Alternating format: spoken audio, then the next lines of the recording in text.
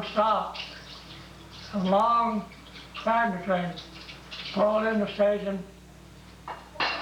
Between me and the train I was on, and I had to run fast as I could to get around that engine and back to my car that I was in before that train took off.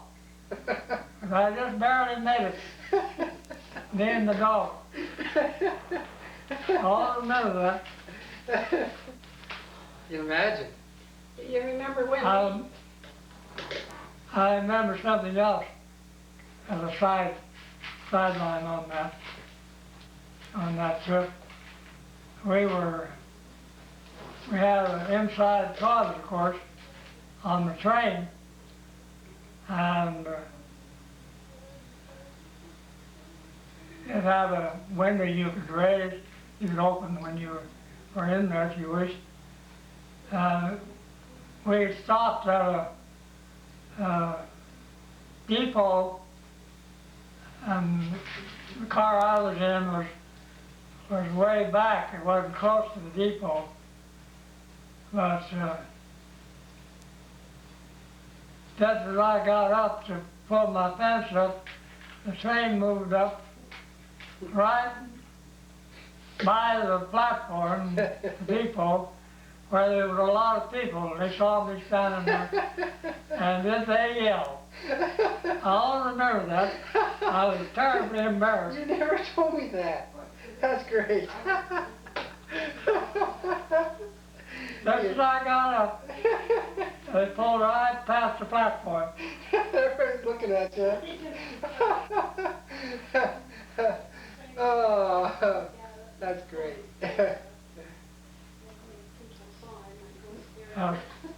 Part of growing up. I guess. We came to Lamar, Colorado, early in well, I guess it was before midnight. And we got out there supposed to meet my mother's brother there, but he didn't show up till the next day about 9 or 10 o'clock. He didn't know, of course, that we would come in so early. So we stayed in the station that night, and I had a terrible time because there was really no place to sleep or lay down except on the hard floor, and I had a splitting headache. My folks had given me a little money before, while we were on the train. They had a guy running up and down the aisle selling candy and fruit and peanuts and stuff like that. And of course I had to buy a lot of it. I ate so much of it, it gave me a headache. I'll remember that darn headache that I entered Colorado with. I'm eating too much junk. Yeah. Because I had to keep control of the dog, or try to. She was very unhappy with riding on the plane and on the train and all the new surroundings. And when we got to my uncle's place, which was mother's brother's farm near the town of Wiley, of course, I turned her loose right away. She wanted to run around and see what was going on. Trouble was, she just went out the front gate and kept going. And we didn't have any car or anything, but didn't have a saddle horse, and I had to run around all over town to find her. Oh, of course, the town wasn't very big, probably 400 or 500 people, but dog could easily get lost. He didn't know one place from another, you know. And she just took off like that. I had a heck of a time getting her. You found her though. And... Well, I found her and tied her up again. Didn't dare turn her loose for a long time. Yeah. to find out where home was. Yeah. We lived with my uncle in his big house on this farm, this ranch, which was right at the edge of the city of Wiley, L-E-Y, Wiley, Colorado. Mm-hmm.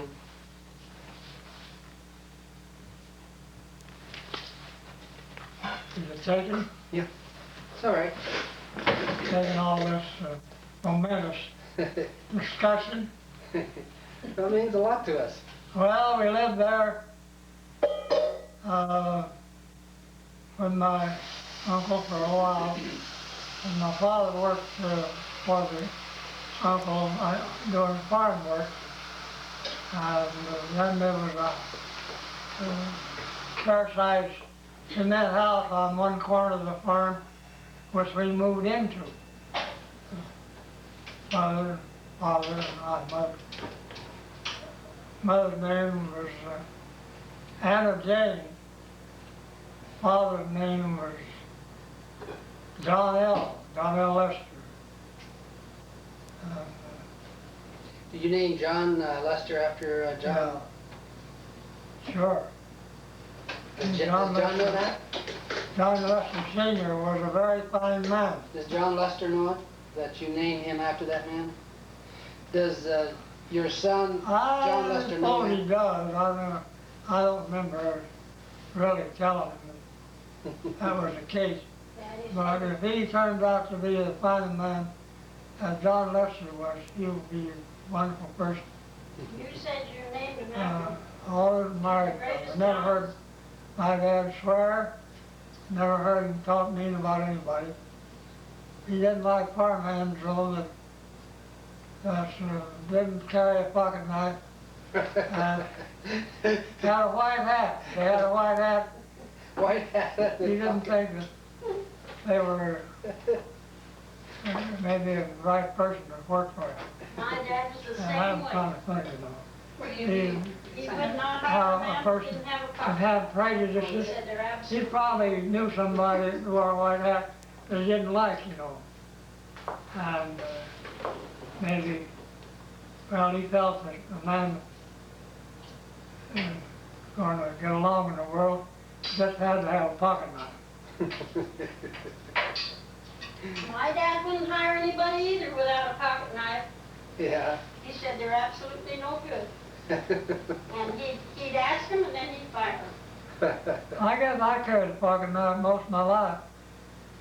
Since I got to be an invalid, I know. Well, you still, I see it, it's on your desk all the time.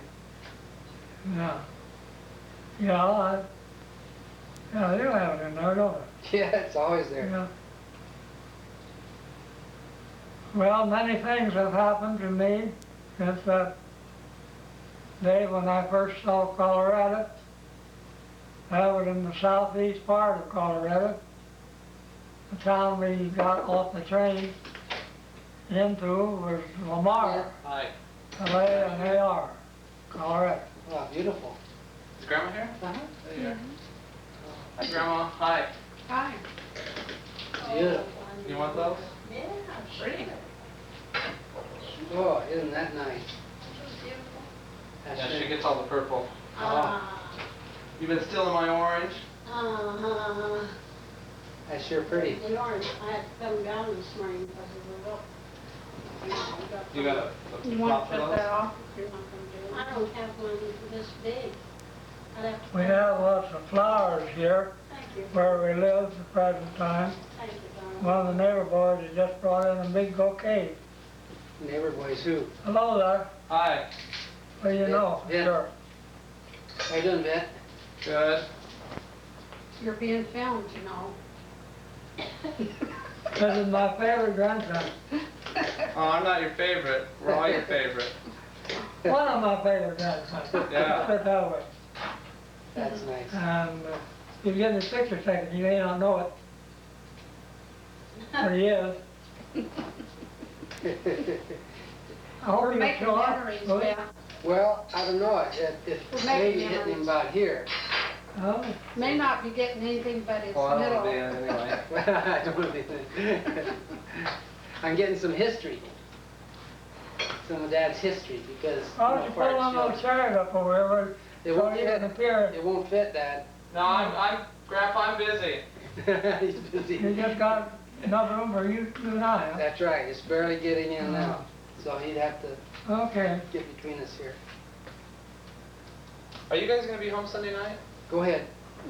Yeah. Because Dale, Well, he was going to, he says he's coming in First Sunday they night. need He's some- calling you Sunday night. Okay. Yeah, I jumped, we'll be here all From next here to week. there. We Okay. have but I'll Bibles try to tell you some of that them. we have in the evenings, but we'll be free all week during the We week, moved from Okay. so, from they So we were- call Wiley today. okay. Because they left today. Firehouse. They're just going slowly down the coast. 5 miles south of East, Colorado, which That's pretty, was about I'll see you later. okay. See you, Van. 20 miles north of Wiley. It was on the dry land. Wiley was what we call the irrigated country. Everything was nice and green because all the crops and all the area was irrigated with canal water. And they raised beets. Beets was the biggest cash crop. And alfalfa hay. It was very Wrap it up. fine Water farmland. enough. Very rich farmland. The lawn's burning up, you said you're not They're watering. big crops. They have 15, 20 tons of beets to the acre. And 5, 10 ton of alfalfa hay. Usually got 3 crops, sometimes 4. Long growing season on that particular part of Colorado. My folks bought a herd of sheep with my uncle. They bought it in partnership. And we rented a farm, a ranch with a lot of grazing land, natural buffalo grass grazing land on this place 20 miles north. We moved up there with the sheep to take care of them. And we had a bad winter. First year we were there, it wasn't supposed to snow much. That particular winter it snowed a lot. And the sheep couldn't graze much. And we run out of hay. Dad ordered a carload of corn from Missouri, brought to East on the train from Kansas City. And then he trucked it, he hauled it out with a 4-horse team and wagons to feed to those sheep. Oh, And they also took a hay rack and 4 to 6 horses to pull it to the irrigated land, which was about 10 or 15 miles south of us, to buy hay and bring it back up to feed to the sheep.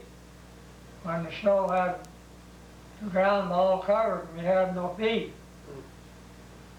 And then Dad built a big A-frame sled, built like a big A, and with a big 4 by 10s to make up the hay, with braces in between to keep them apart. Put about 6 horses on it to pull it out across the prairie to make strips where the sheep could follow up and eat the buffalo grass that was exposed by this big A-frame. is that a fact? Yeah, that's a fact. And he kept about 3/4 of the sheep alive. Some of the old ones died. they had over 2,000, and about a couple or 300 of them died because they were old, couldn't stand the cold weather, and the poor feed they got. The young ones they lived through and had a nice lamb crop the next spring down on my uncle's farm, down in the irrigated area where we first landed. And I got to help, they call it lambing out. The lambs would come, and sometimes the mamas wouldn't take care of them. We'd have to feed them by hand, or we'd have to cook them up in a pen with their mama to make their mama own them and let them suckle so they could live. And then when they got little bunches of them, I would take them out, the mamas with their lambs, and graze them on the young alfalfa that was growing on this farm. So they could have something to eat, and they could produce milk for the lamb. We had a pretty fair lamb crop, but it could have been better because of the poor feed in the wintertime. The mamas were not very fat. Some of them didn't like to own their lambs at all. They didn't have any milk to speak of. They didn't have any use for a lamb. It was quite a job. We did raise a lot of lambs.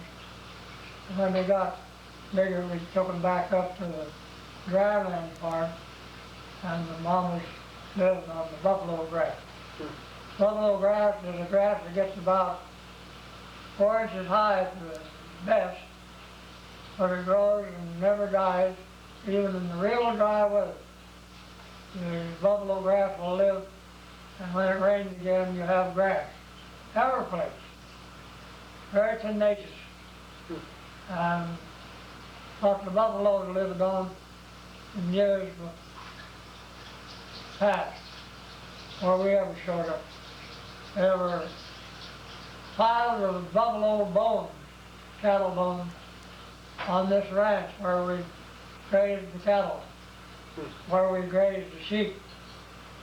And the first winter, about the second winter I was there, a market for bones developed, and a guy in town started buying bones from the farmers who would haul them in. So I went with a neighbor. I was about 12 years old. I went with a neighbor, and we go out across the prairie and pick up bones. Find them any place, every place, buffalo bones and cow bones, where cattle had died years gone by. Took them in and sold them to this man in Eads, the closest town, about 5 miles. When he got a carload, he shipped them east to factories where they made fertilizer out of them or used them somehow. I don't know exactly what all they did with those bones, but they were valuable enough so that it was worth our while to take our time to pick them up and ship them. It's a blessing. Yeah, there's things that you never think about nowadays.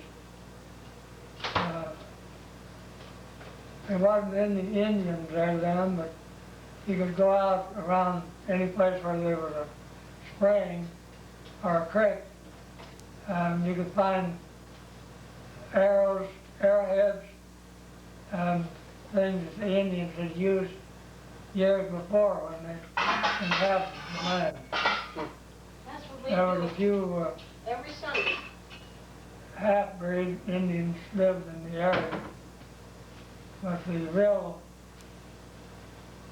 old Indians had either died or moved to a reservation where the government took care of them.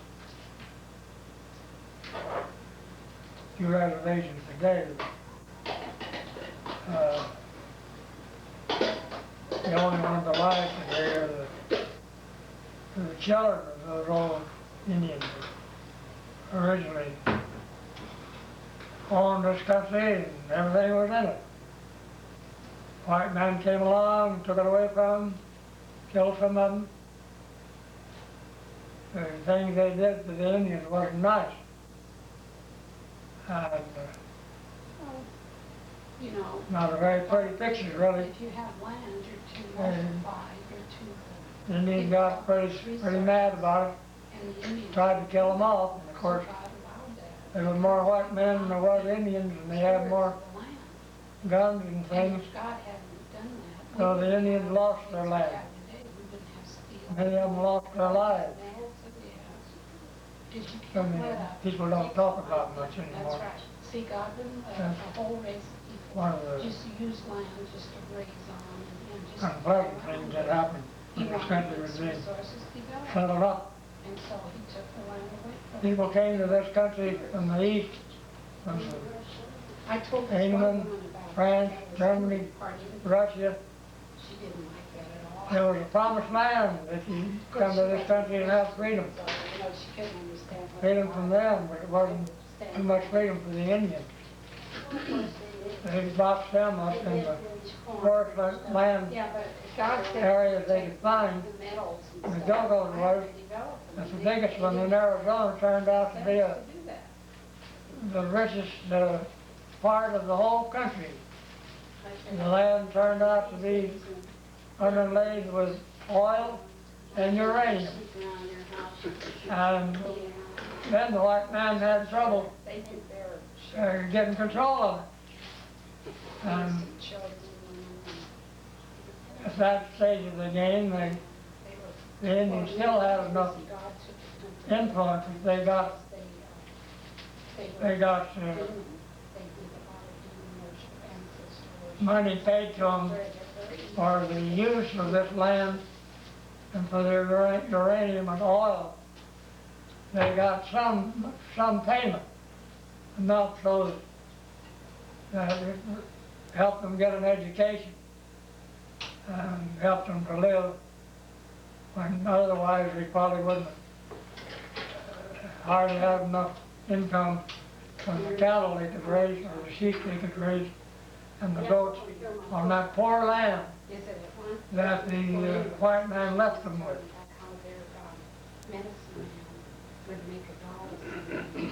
You can go there today and see all the Indian reservations where they don't have much even today. But the Indians, a lot of them have left the reservation and lived with the white people and have become citizens along with everybody else.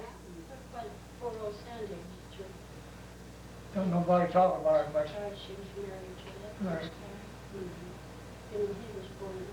Something had happened. I was about 19, about 10 or 11 when I came with my folks from southwest Missouri to southeast Colorado.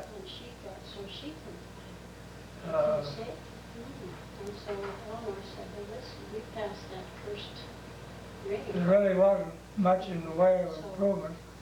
People have houses, of course. We had no automobiles. At that time, automobiles were fairly common in the cities. At least there were a few of them in the cities. But there was no paved roads across country, some paved roads in the city. And going from one town to another in a car was sometimes quite difficult on account of the poor roads. I remember those roads, even when I was a boy, the roads were rutted sometimes until they would scrape the bottom of the car and because of the mud holes and stuff. I might jump to 1920.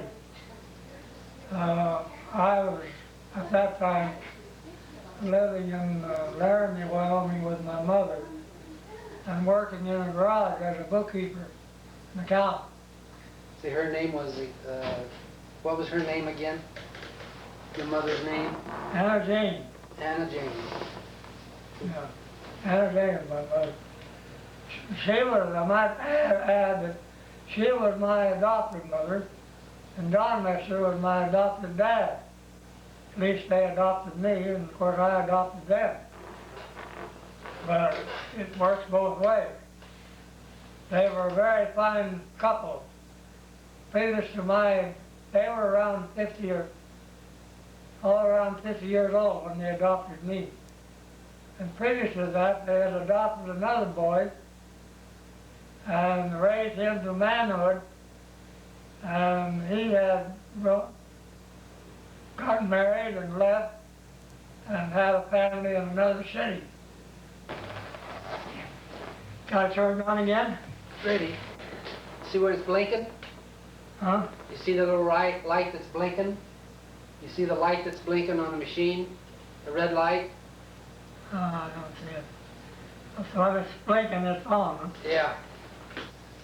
I guess I should jump about 66 years. What I was talking about happened in 1920, and there was no cross-country paved roads. There was very few paved roads anyplace except in the city. And cars took a terrible beating when people went cross-country. They had what they call a Ford and Chevrolet and Willis Knights. Garage I was worked in Laramie, Wyoming. Sold the Willis Knights, Cadillacs, and Oldsmobiles? I didn't have those yet, huh? they didn't sell the Olds. There was another car.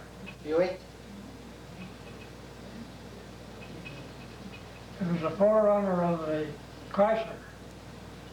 Imperial? Can't even remember the name of it.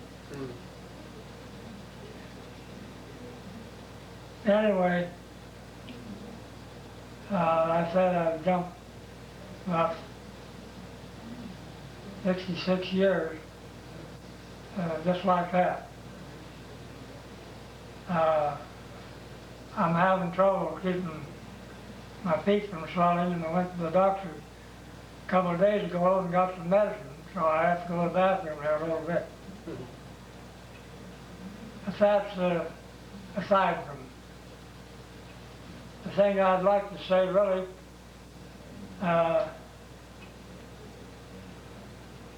Some of the things you might be interested in, or it's just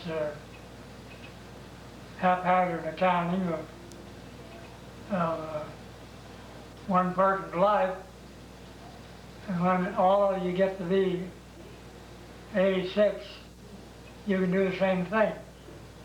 You're 86 now? For your children. You're 86. You're 86 now? July 7th. I'll be 86. Did all our family live long? Do they have a record of Not my family, really. It's kind of, my father and mother both died before I was 3 years old. And I don't remember them at all. What's her name? What was Call was her name. C-A-L-L? C-A-L-L, that's my middle name. Arthur Call, that's A.C. list. And they died from consumption or TV, they called it, which was scourge of the earth. At that time, thousands of people died. They didn't know what to do. The doctors didn't know how to treat it. And you get it, you just about died after a while. Well, do you remember your mom and dad? Don't remember at all. 3 years old? I mean, you don't have any... They moved to Colorado, mainly, on account of my adopted mother's health. She had a brother living there, and she went out and visited with him for a few months. And she felt a lot better in that higher altitude, dry altitude, very dry country. And Missouri was a very wet, humid country. Lots of rain there. Very little rain in Colorado. And she felt so much better there, so my folks had called a sale, sold all the horses and cattle and farming equipment, and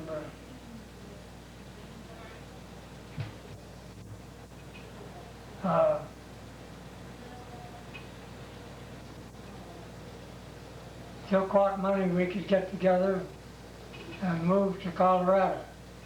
So maybe that saved my life, because I found years ago when some reason I had a chest x-ray, they found bad scars on my lungs. They said they were caused by TB. But I had been young and living in a dry climate. And it had recessed. It quit trying to kill me, in other words. And I managed to live a fairly active life for some total of around 86 years now. Did you know that you had TB at the time, or? No.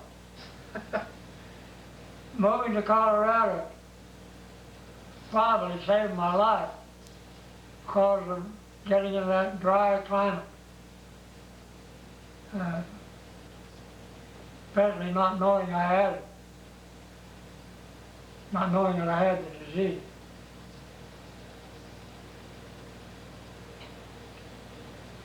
I didn't find that out. They passed, let's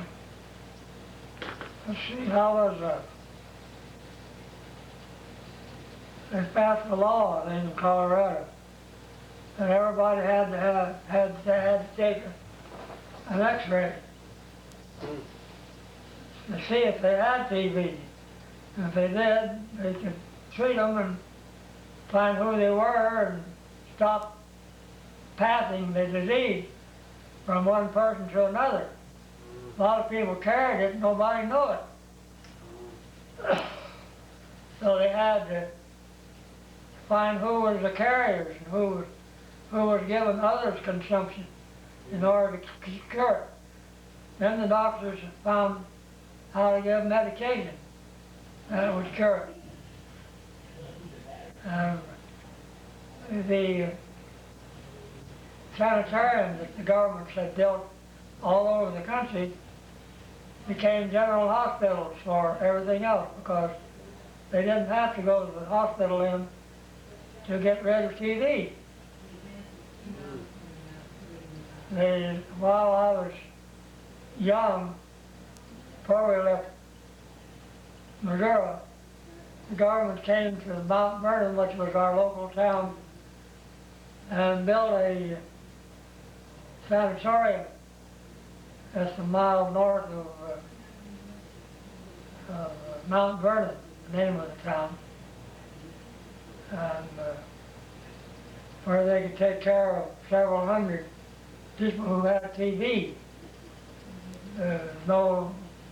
Oftentimes people would be destitute and the relatives couldn't take care of them either. And if the government didn't take care of them, they just died, because they'd be out among the general population and spreading that disease, so they had to cook them up and take care of them. They end TB. So nowadays TB is very seldom found in this country. That's one of the things. When I was a kid too, they had smallpox, which was a deadly killer and very contagious. And they had to pass laws to make people that had it stay in their own home and not travel around. And or go to a hospital where they would, a few of them would take smallpox cases. Most of the hospital didn't want them because it's so highly contagious. A family across the street from where we lived at one time in Mount Vernon, Missouri. Not Mount Vernon, in Marionville, Missouri. Family across the street had a boy who traveled around the country. He came home sick and they found he had the smallpox. So they quarantined his family, him and his family, to stay in their house.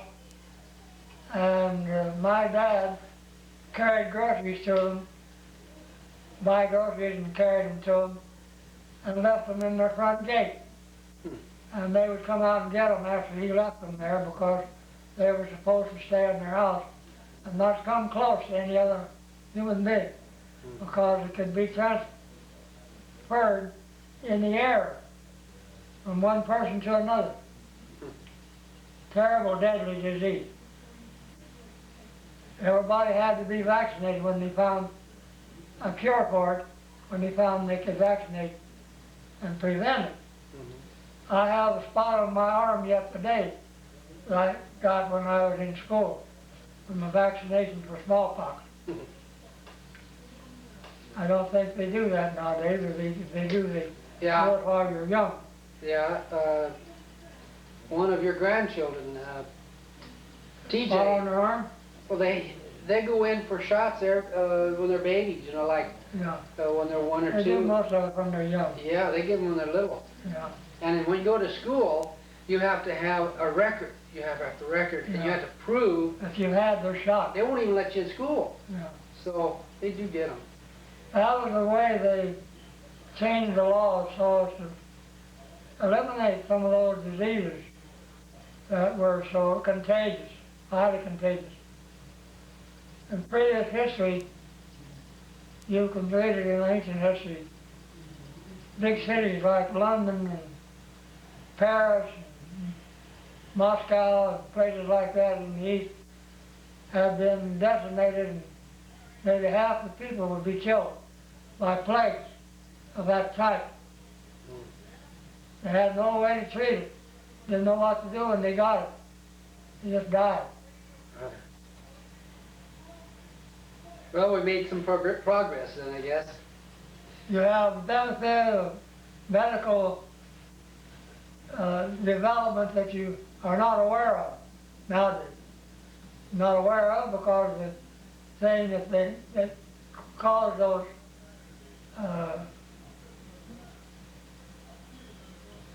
things that caused those diseases has been eliminated. You don't see people with smallpox or TB or things like that nowadays. Mm-hmm.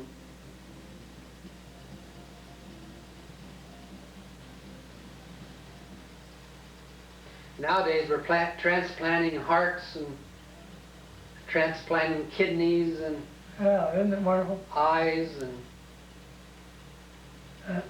I have a man in my church that was almost completely blind. He just barely see shadows, you know. And they started operating and getting different parts of the eyes donations. And that man has 20/20 vision in one eye. We had a girl who worked for us in the nursing home in Greeley that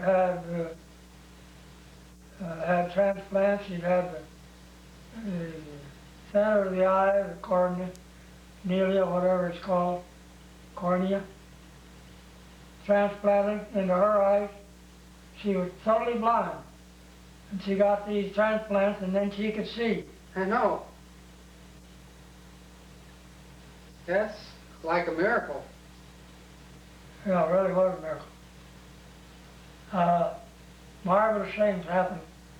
And they're still happening in the medical profession. Mm. You want me to kind of pick up where I left off on the farm? Yeah, I like it. Well, first, let's see, do you know any names of people in the Call family other than your mother and father?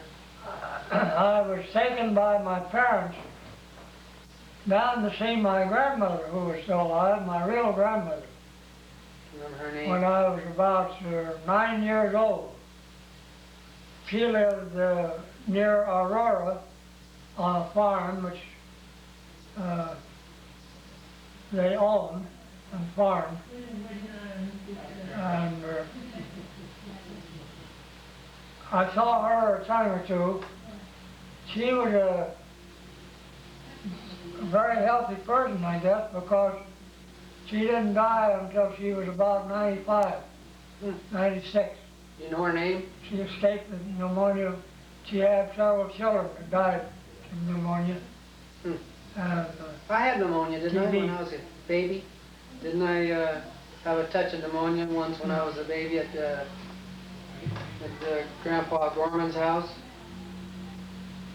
I might add another highlight to Grandma, my grandma's life. Her first husband was a Civil War veteran.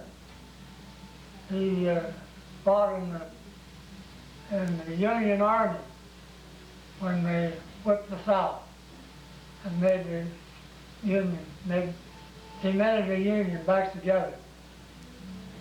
And he died, and she married another Army veteran. In those days, the veterans, the old folks, when they got old, they paid them a pension. And if they lost if a man, an old soldier, lost his wife, most of them would like to have a wife, so they'd marry some available woman. Well, no problem, because the women like to marry the men that had pension. When they died, they got the pension. And old soldiers were in demand. So Grandma was on the trot, huh? She got her share. She got 3 of them. Oh my gosh. I thought that was just modern day. Well, that's kind of funny, but it wasn't. No, I know. The serious matter in those days. Yeah, survival. Yeah. No, I have a niece who lives on a farm not far from Aurora, Missouri, about 4 or 5 miles east of Aurora. what's her name? That's Velma Velma? Godsey, Godsey, Godsey. She has, present time, she has one living sister and one living brother. And she has 2 boys and a girl of her own that are grown and have their own families. She's around 65, just starting to get her Social Security here recently. Her husband had a experience that don't happen to all of us. Last year, he had a heart failure. Found one of the valves in his heart deteriorated. He was just ready to die. They took him to the hospital and installed a valve from a pig. Oh, in his heart. And he's out today raking and baling hay on that farm, about 5 miles east of Aurora, Missouri. He's alive today? Yeah, he's around 60, And 65 too. he's got a pig valve in his heart? Got a big valve in her heart, in his heart. That's incredible. Well, that's what Eleanor got. Yeah?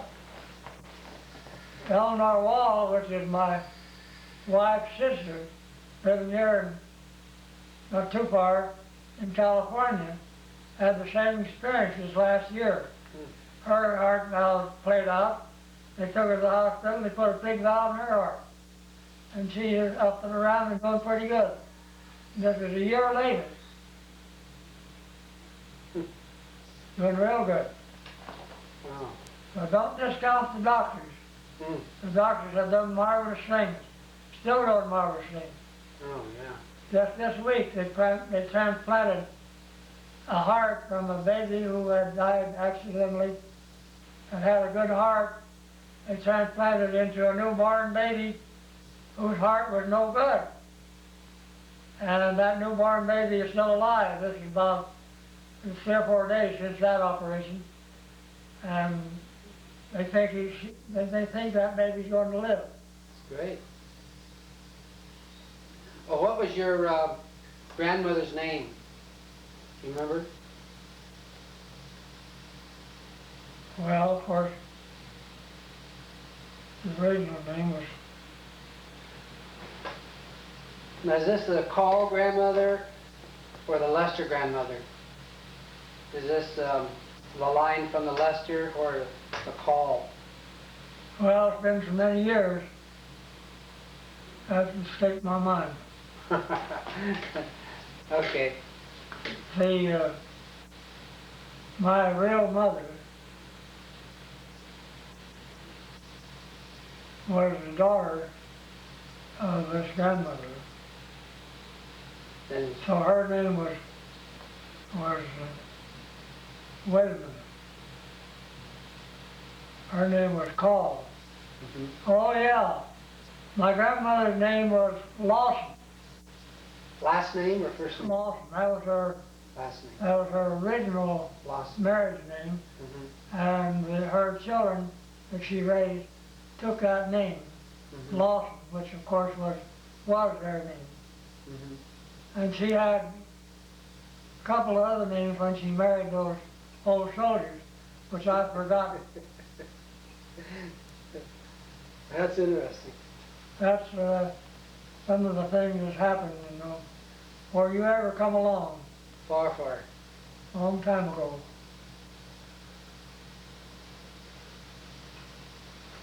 Well, let's Go back to the farm again? go back to the farm again. Let's go back to the farm when all of us kids like Well, I mean, farm in eastern Colorado. My father died when I was 11 years old, and we were living on that farm in eastern Colorado, in the dry plains, 5 miles south of East, Colorado. When he died, my mother and I were unable to take care of the sheep, so we had to sell the sheep and move from the ranch, the big ranch, to a little ranch where Mother and I rented and lived there from 1911 to about 1918, when we called a sale and sold what livestock we had and equipment, and moved to Canyon City, Colorado, 125 miles in a wagon pulled by team of horses. And we slept on the ground. At night, we moved in the warm weather to Canyon City and rented apple orchard there, which I took care of, and it was irrigated. We had a good apple crop, and we had it picked and sold. And then that fall, I went to, took my last year in high school. I spent 3.5 years and graduated from high school in Canyon City. I took 6 subjects the last year in order to make up for what I'd lost. And there I had taken what they call a commercial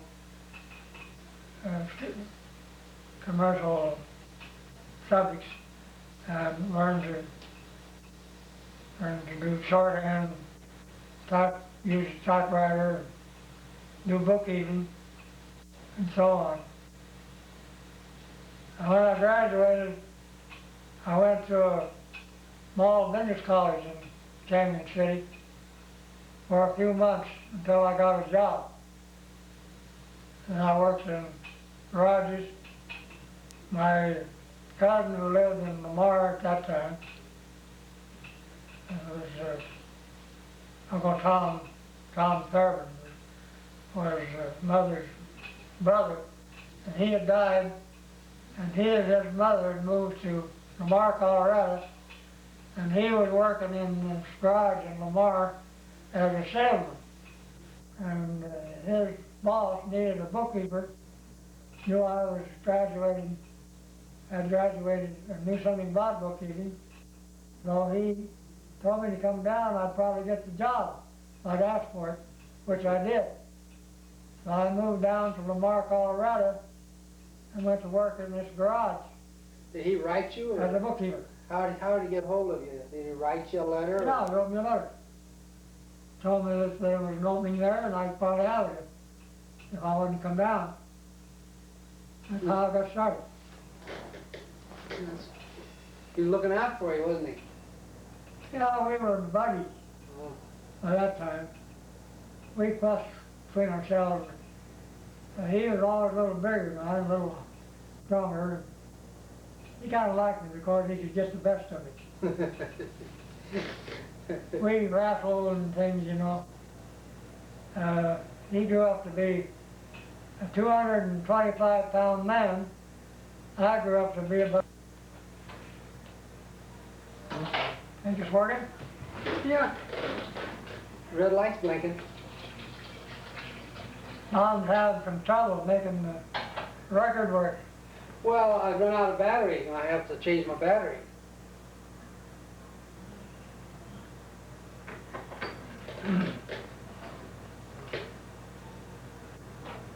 I might, a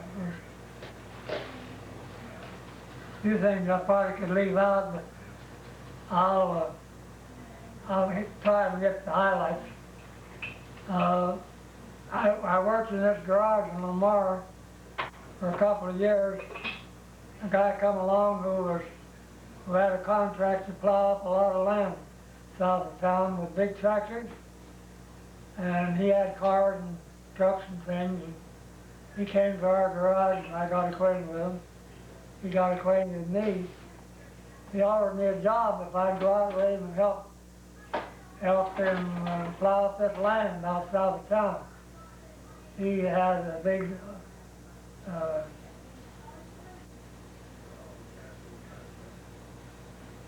big tractor. The John Deere? I can't remember the name of it. International? Big tractor would pull 10 plows and packers behind them and plow up the land. Well, the idea of sitting it the wheat that fall and then harvesting it the next year. So I kind of like the idea of being outside and working with big machinery. So I went out with him, quit this job in the garage. And spent that particular summer plowing up land with that big tractor. I can't remember the name of the first tractor. But he bought a second tractor which was named Alton Taylor. can remember that name. It was a big tractor with steel wheels, which would pull 10 plows. That's steel wheels, and the wheel itself had big spikes on it. So the wheel turned and it would have traction. So the big wheels would pull, you know, otherwise they would slip. They had to have these big spikes, which was part of the wheel, and would be the most noticeable thing on the old tractors. I remember when I was a boy, we had one of those on the farm. Beg pardon? When I was a boy, I remember when I was about 3 or 4 or 5, I remember you had a tractor with steel wheels with, Yeah. with It had some bumps and things on the wheel, so it could get traction. remember you had to buy some new ones and put them on. I remember that. I must have been 4 or 5, if I remember that. Yeah, that happened when we were living on the farm in Wyoming, many years later. Going back to the life in southeast Missouri near Lamar, I worked with this man, and we bought a thrash machine, which I had an interest in the thrash machine. And we traveled over the irrigated country there and thrashed wheat for the farmers. And I owed the machinery company, International Harvester, owed them big payment on the thrash machine, which turned out I never made because the firm that my boss, my partner, which was my original boss, went broke and couldn't pay him. They owed him a lot of money and he owed me a lot of money. So we were all broke. And he told me, he said, Art, he said, I know I owe you quite a bit. He said, right now I can only dig up about $50. Yes, I'll give you that now, and I'll do you some later on. I said, okay, that's the best you can do. I'll take the $50. A friend of mine that works in the garage where I originally worked in Lamar was going to Denver to bring a new car back for the garage. So I asked him if I could go with him. He said, yeah, you can go with me, and it won't cost you a cent. I said, fine, I'll go with you. He took another guy too. There was two fellows and the driver. The other fellow was to drive the car back, see, the new car back. But I stayed in Denver and got a job in a boarding room home to work on evenings and weekends for my boarding room, and signed up with a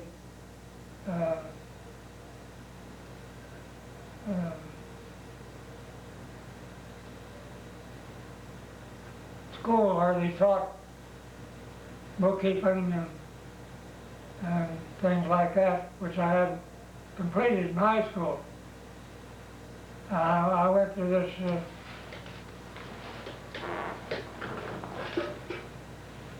trade school for several months. I finally got a job working for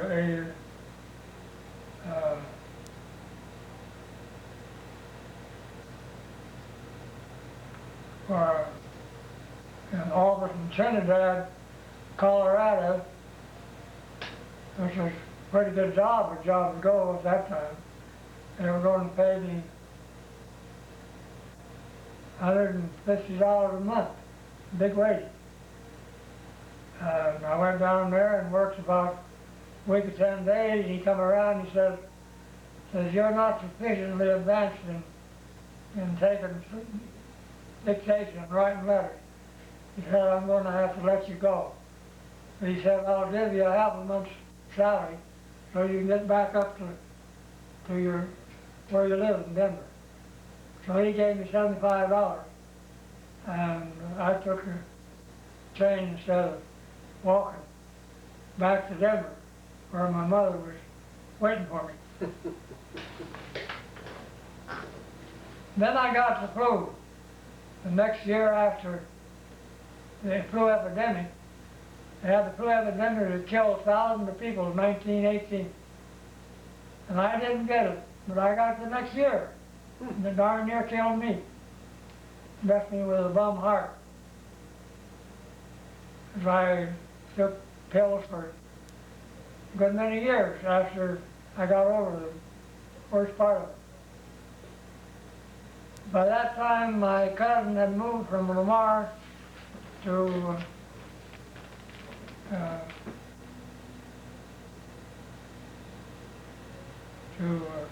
what's the name of that town I lived in there? In Wyoming? Laramie? There, keep my mind playing tricks on me. Moved to Laramie to go to work in a garage for this same cousin. Had moved up there and got a better paid job. And they needed a bookkeeper, so I went up there and got hired. And to make a long story short, I worked there about 10 years off and on before I married Arlene Lester, Arlene Gorman. She became Arlene Lester. And during that 10 years, the highlight of my tenure there was a trip I took with a boyfriend,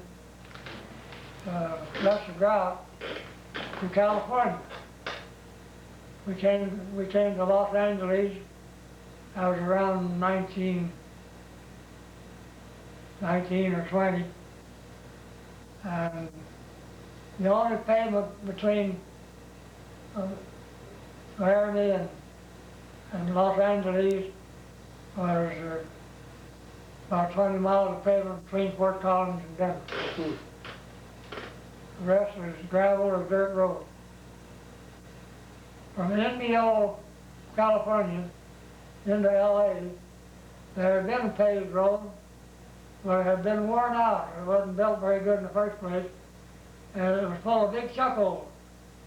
And we came through that stretch at night. And every little bit we'd hit one of those big chuck holes, and it should wake me up. I'll remember that trip.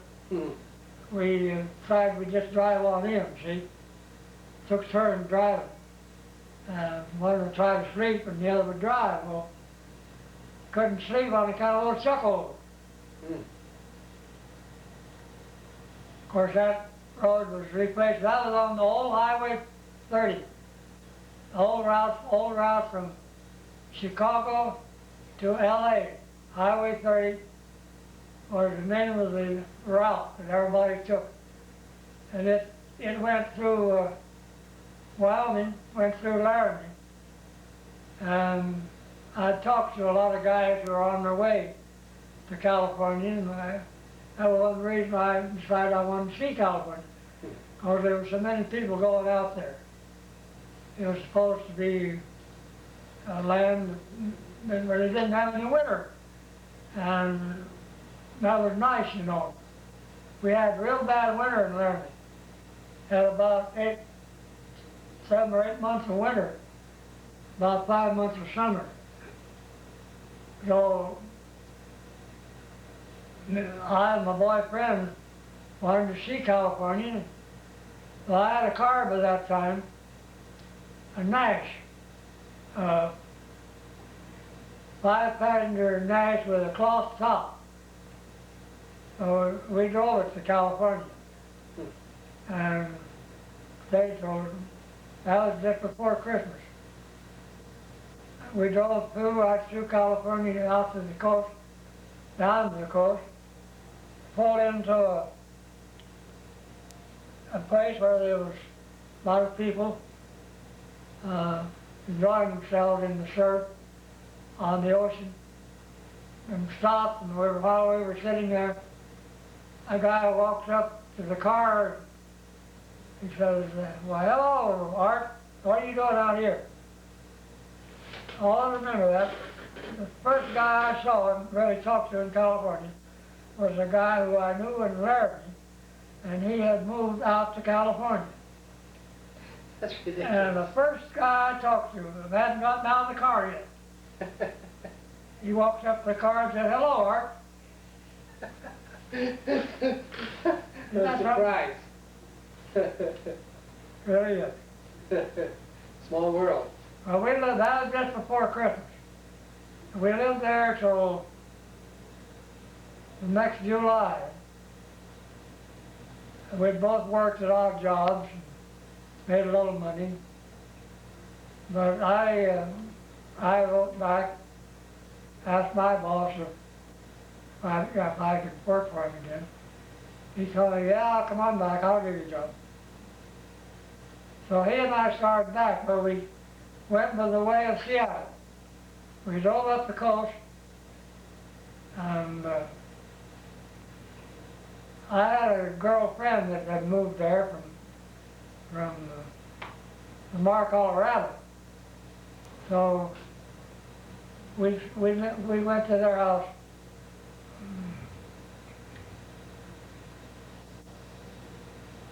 I can't recall the name of the town, but it's up north there a little ways.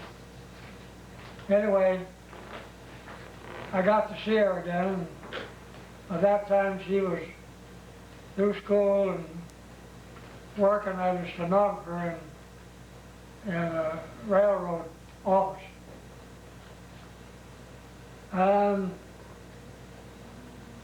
We got engaged and were going to get married. And I hadn't, at that stage of the game, I didn't have a job. And kind of uncertain. I wasn't too anxious to get married, not having a good source of support. And I kept putting off getting married. One day I get a Dear John letter. He said, if we're not going to get married, I guess we better quit fooling around about it. And that was the end of that. The fact of the matter is, I was kind of relieved because I had still, had the responsibility of taking care of mother. And I've been providing a home for her, planned on continuing to do so, And that was one of the reasons I hadn't gotten married till I was 30 years old. When you have a mother who is making a home for the two of us, and your income isn't very high, and you just don't take on marriage obligations without thinking about it. Not until I met Arlene did I have enough nerve to ask a girl to marry. I guess I wasn't too enthusiastic about them, because I remember telling her that I had just as much right to starve her to death as any of those other jackasses out there on the prairie. I did tell her that. So you were as good as anybody else, huh? I had as much right to starve her to death as they did. That was the way I looked at things then. I was kind of... Come what may. When you get to that age, you're used to paying your own way, and you know what it takes. You get married, you got extra obligations. I still had mother. She went back to visit my relation in the East when we got married, when Arlene and I got married. And she didn't come back for about, 10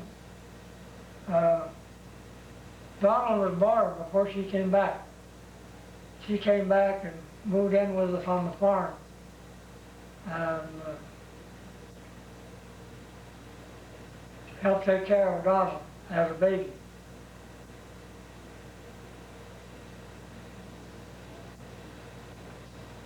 She kind of disliked my mother, my wife, because it kind of spoiled things for her, which she couldn't blame her, because she was old, not very well.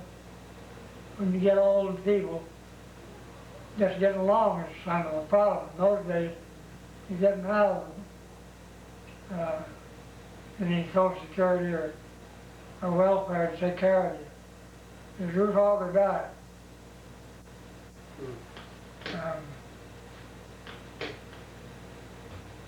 People did move in with their children, whether they liked it or not.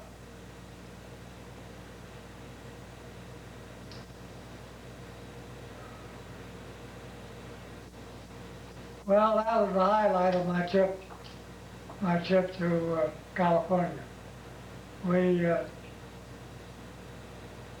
after visiting with this girl that I was going to marry, we went on up north to Seattle and looked the country over, stayed in Seattle a week or so. Then we made an angling trip across country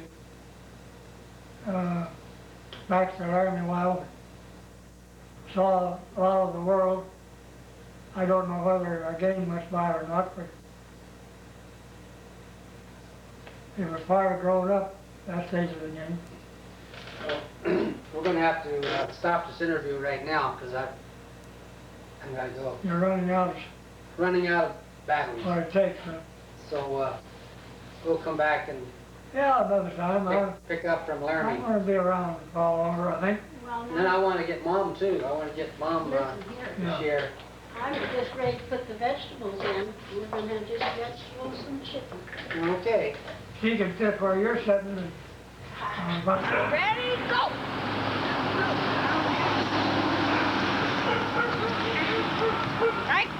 I get mine real big. Okay, this one's for the prize. Okay, so to that gun. Turn around, Sarah. No way. In the mouth. Get your gum on your tongue. Everybody ready? No. I haven't chewed my. Hurry, hurry. On your mark, get set below the biggest bubble you can blow. Okay, we're gonna start with Chloe. Blow your bubble. Okay. Okay, Anthony, your turn. No. Okay, ooh. Oh, pretty good. Angelina. We'll give you one more try. Get it chewed. I keep on pumping. Oh, Adam's is bigger. Okay. Whoa, pretty close. And she doesn't know how. That's okay. Whoa, do you think Adam's is still bigger? No. It's on film. We can't cheat on this one. Hey, Angela, you want to try? No? We got to beat Adam. Come on. Can't even miss one. You can? Not very good. Let's try.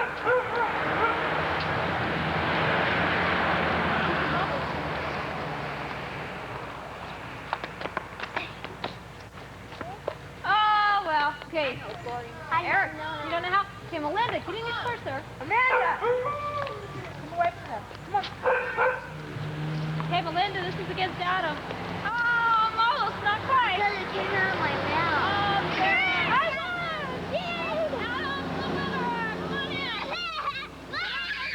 Don't come in. Don't come in. I got one more game out here, but Adam can come in and get us prize. Hey, Mom, we got frozen pies. He's hammering you. Thank you. Mom, is that bigger than his? Whoever can do it the longest is the winner. No, I can't.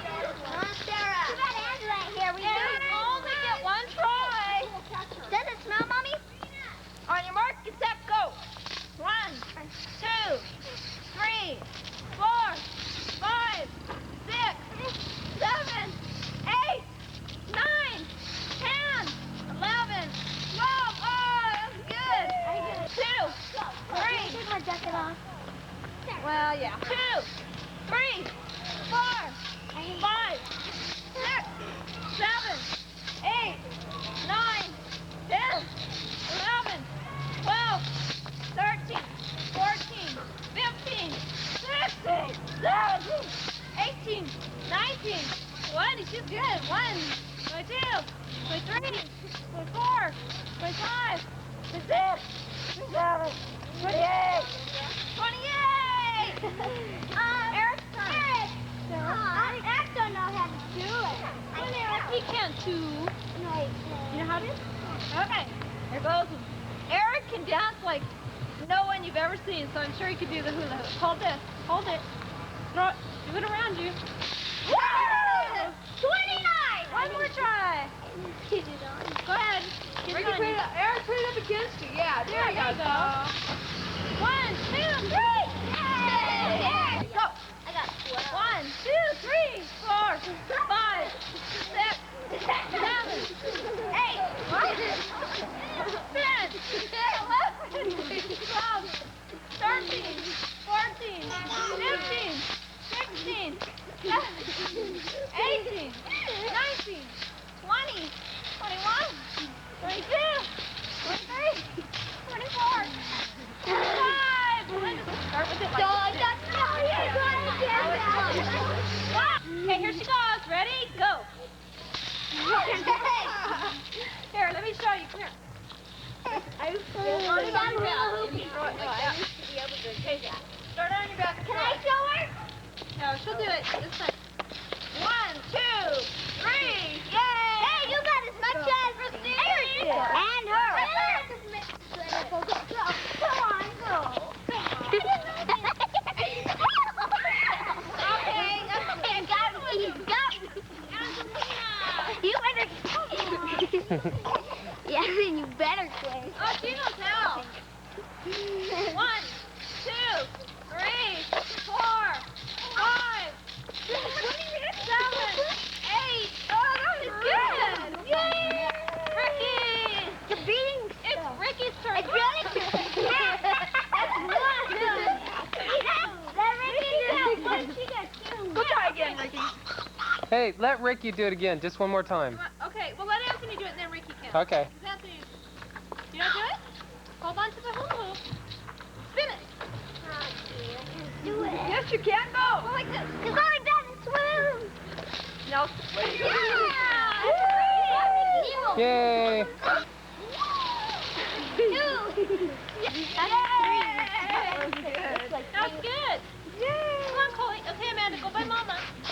Come here, baby. I know, I don't want you to do it by Amanda. Oh, yes. What do you tell him? Did I get that on tape? Oh, about 5. Okay. Oh, it's Adam's turn. Now it's between Linda and Adam. She got 28. 29. 1, 2, 3. Oh, Get me, Dad. Is there something? no. Just Melinda's the winner. Arr. Okay, I'm going to take the hula hoop. Arr. I don't want He loves the camera. Go. I just do it Now play the camera. He's talking.